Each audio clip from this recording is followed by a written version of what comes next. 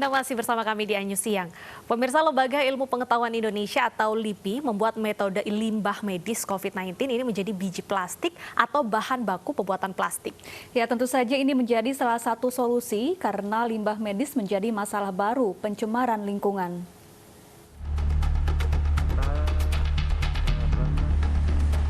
Limbah masker sekali pakai menjadi masalah tambahan di masa pandemi COVID-19. LIPI menemukan salah satu solusinya yaitu mengembangkan mesin daur ulang limbah medis COVID-19 menjadi bibit plastik. Masker bekas pakai pertama-tama direndam selama 15 menit hingga 1 jam di dalam ember. Setelah itu masker dikeringkan di dalam oven dengan suhu tertentu agar sebagian bakteri terbunuh. Setelah proses pengeringan, masker dimasukkan ke dalam tabung mesin dengan temperatur suhu mencapai 170 derajat Celcius. Di dalam mesin telah tercampur pelarut natrium hipoklorit sehingga masker ini telah disinfektan di dalam mesin. Beberapa saat kemudian keluarlah larutan plastik dari mesin ini. Setelah melalui proses ekstrusi, larutan plastik sudah bisa diolah menjadi biji plastik atau bahan baku pembuat plastik. Biji plastik yang sudah dikumpulkan lalu dicetak dengan alat khusus dan menghasilkan produk plastik daur ulang yang terbuat dari limbah masker sekali pakai. Menurut peneliti LPTB LIPI, masker sekali pakai yang dikenakan oleh masyarakat mengandung polipropiren atau kandungan seperti di tutup botol dan gelas plastik. Masker khususnya yang masker disposable ini berjenis bahan bakunya adalah plastik begitu ya. Plastik ini kita analisis banyaknya adalah plastik berjenis polipropilen begitu.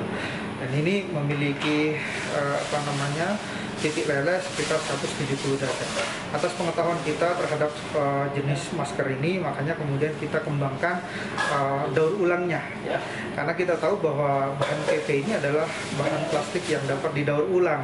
Jadi dipanaskan dia meleleh begitu. Nah, diharapkan metode penelitian ini dapat memberikan solusi bagi pemerintah untuk menangani sampah medis di Indonesia. Dari Bandung, Jawa Barat, Ervan David, iNews melaporkan.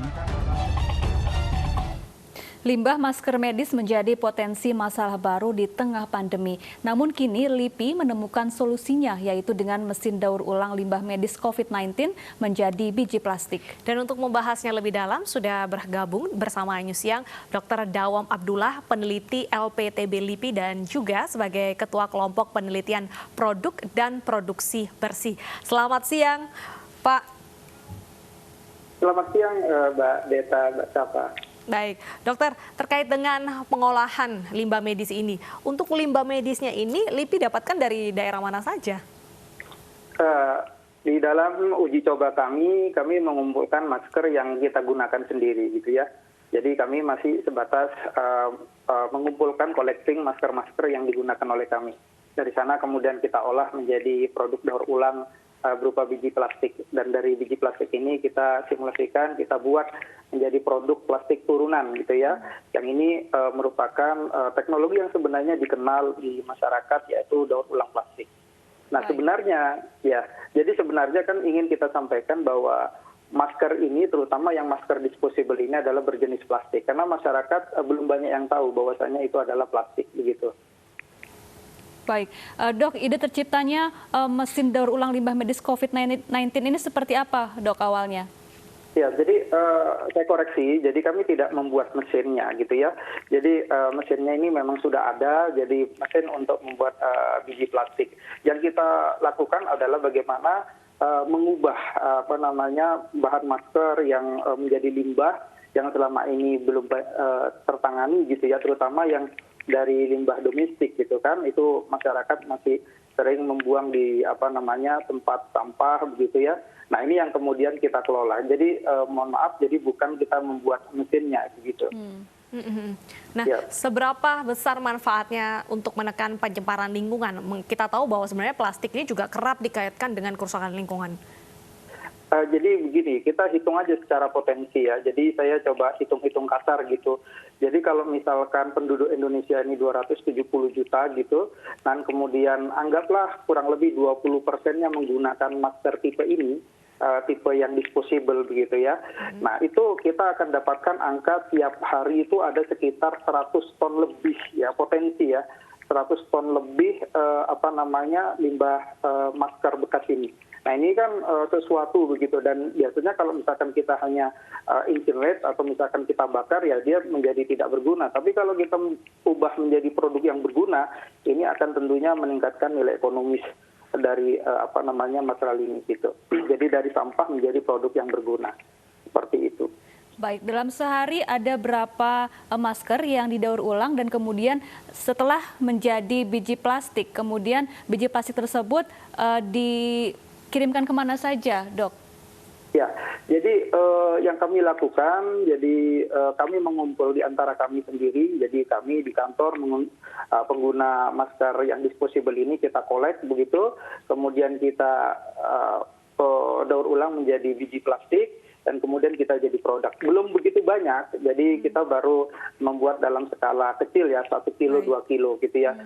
Namun kalau misalkan ini kemudian teknologi ini artinya bisa diterapkan di masyarakat, tentunya ya menunggu persetujuan dari kementerian terkait, dalam hal ini lingkungan hidup. Ya, karena kan persoalannya ini dari masker menjadi satu produk ini masih di situ regulasi yang mengizinkan begitu. Oke, Dok, biji plastik ini nantinya bisa menjadi produk apa saja, dan bagaimana Anda memastikan bahwa limbah medis ini tidak berbahaya nanti ketika menjadi sebuah produk? Iya, baik. Jadi kita banyak baca referensi begitu ya. Jadi sebenarnya kaitan dengan COVID ini, jadi dengan sterilisasi itu banyak macam gitu ya. Bisa menggunakan chemical, misalkan dengan larutan hipoklorit, gitu, natrium hipoklorit, ataupun misalkan alkohol metanol di atas 70%, misalkan seperti itu. Nah, dengan perendaman lebih dari 5 menit, 10 menit begitu. Nah, itu sebenarnya virus SARS itu inactivate begitu. Nah, di cara yang lain misalkan dengan temperatur misalkan di atas 70 derajat gitu 15 menit, itu virus udah inactivate. Artinya proses sterilisasi itu sudah gitu ya. Belum lagi nanti ketika dibuat menjadi bahan plastik, di situ ada pemanasan sampai 170 derajat. Jadi di situ ya secara teori yang kita pelajari itu virus sudah nggak ada lagi begitu. Nah, tapi itu secara teknologi, persoalan regulasi, nah ini tentunya berbeda gitu. Artinya butuh kajian ataupun referensi dari WHO dan lain-lain seperti itu.